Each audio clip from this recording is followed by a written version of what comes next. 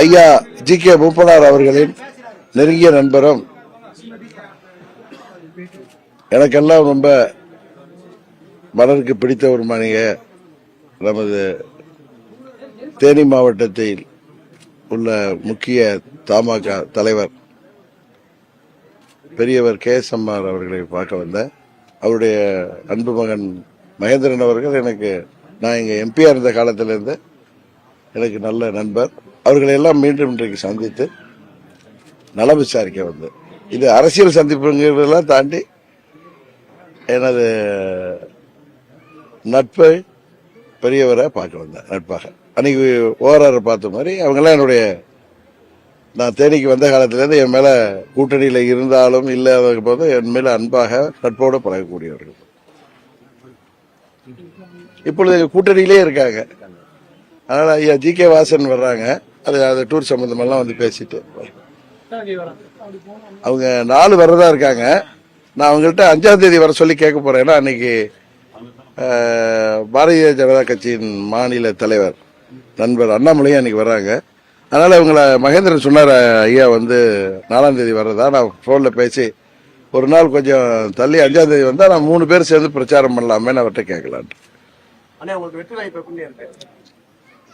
பிரகாசமாக இருக்கிறது. தேனி நாடாளுமன்ற தொகுதி மக்கள்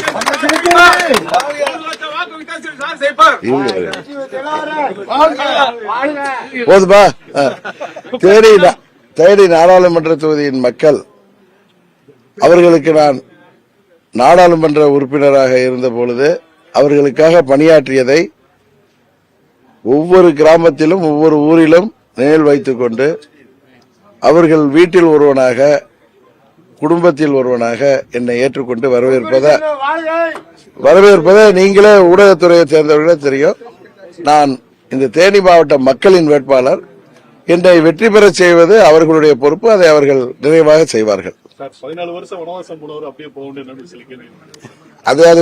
அது வந்துட்டார நம்மளால ஒன்னும் பூந்து இந்த மாவட்டத்தில் ஒன்றும் பண்ண முடியலையே அப்படின்னு வருத்தத்தில் உள்ள சொல்லலாம். செஞ்ச 14 வருஷம் சாதனை இன்னும் மக்கள் மத்தியில் இருக்கு.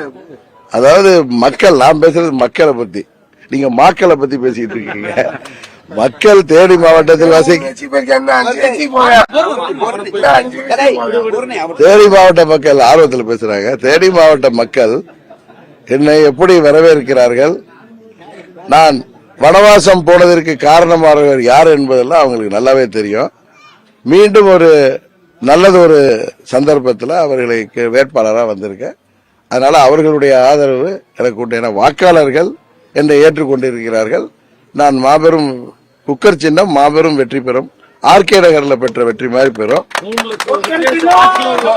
அது வாக்கு வித்தியாசத்தை மக்கள் முடிவு செய்வார்கள். கோடிநாயக்கனூர் சுற்றுலா பார்த்தீங்கன்னா மாங்காய் விவசாயிகள் பெரிய பாதிப்புள்ளாயிட்டாங்க. மாம்பழக்குழு தொழிற்சாலை கொண்டு வரணும் சொல்லி ஒவ்வொரு தேர்தலையும் வாக்குறுதி கொடுத்துருக்காங்க. ஆனா இதுவரைக்கும் எந்த இதுவும் கொண்டு வரல. யாரும் நடவடிக்கை எடுக்கிறது.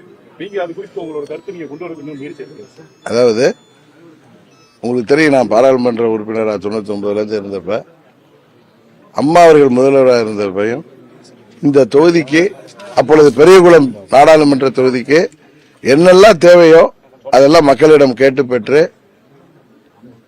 அநேகவற்றை நிறைவேற்றியவன் நான், உங்களுக்கு தெரியும். அதுபோல நமது போடி பகுதி மக்களின் கோரிக்கைகள் எல்லாம் நான் கேட்டுட்டு இருக்கேன். ஒவ்வொரு தொகுதியிலையும் போறப்ப அவற்றையெல்லாம் உறுதியாக நான் நிறைவேற்றி தருவேன் என்ற வாக்குறுதி அவர்களுக்கு கொடுத்து வருகிறேன். நீங்க சொல்ல மாதிரி மாம்பழக்கூழ் தொழிற்சாலை வேண்டும் என்ற கோரிக்கை உறுதியாக நான் நிறைவேற்றி தருவேன். அது மாத்திரமல்ல, இங்க விவசாயத்திற்கு பல்வேறு திட்டங்கள் மூலம் விவசாயத்திற்கு அவர்களுக்கு நீர்ப்பாசனத்திற்கு தண்ணீர் வேண்டும் என்ற கோரிக்கை தலையாய கோரிக்கையா இருக்கு. அதுபோல இளைஞர்களுக்கு வேலை வாய்ப்பை கொடுப்பதற்கு பல தொழிற்சாலைகளை கொண்டு வர வேண்டிய கட்டாயம் இருக்கு. முன்ன நம்மளுக்கு இந்த பகுதி மக்களுக்கு ஏதோ திடீர் உடல்நலக்குறைவு, பாம்பு கடி, மற்ற ஏதோ ஹார்ட் அட்டாக் இதெல்லாம் வந்தால் மதுரைக்கு தூக்கிட்டு போற மாதிரி இருந்தது.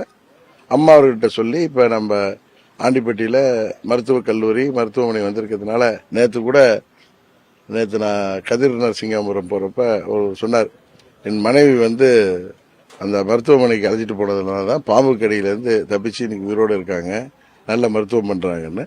அங்கும் சில காயங்களுக்கு சிகிச்சை பெற வேண்டிய மையம் வேணும்லாம் கேட்டிருக்காங்க.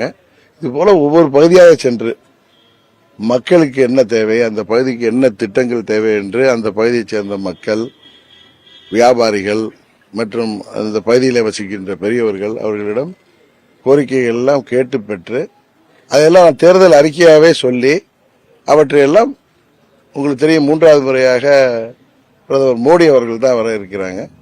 அவருடைய கூட்டணி கட்சியை சேர்ந்த வேட்பாளர் வெற்றி பெற்றவுடன் உரிமையாக அவரிடம் கேட்டு, எப்படி அம்மாட்ட உரிமையாக கேட்டு பெற்றவங்க முதலமைச்சர் அம்மாட்ட, அது மாதிரி அம்மா அவர்கள் நம்மோடு இன்று இல்லை என்றாலும் மோடி அவர்கள் அம்மாவின் இடத்துல எங்களுக்கு இருக்காங்க.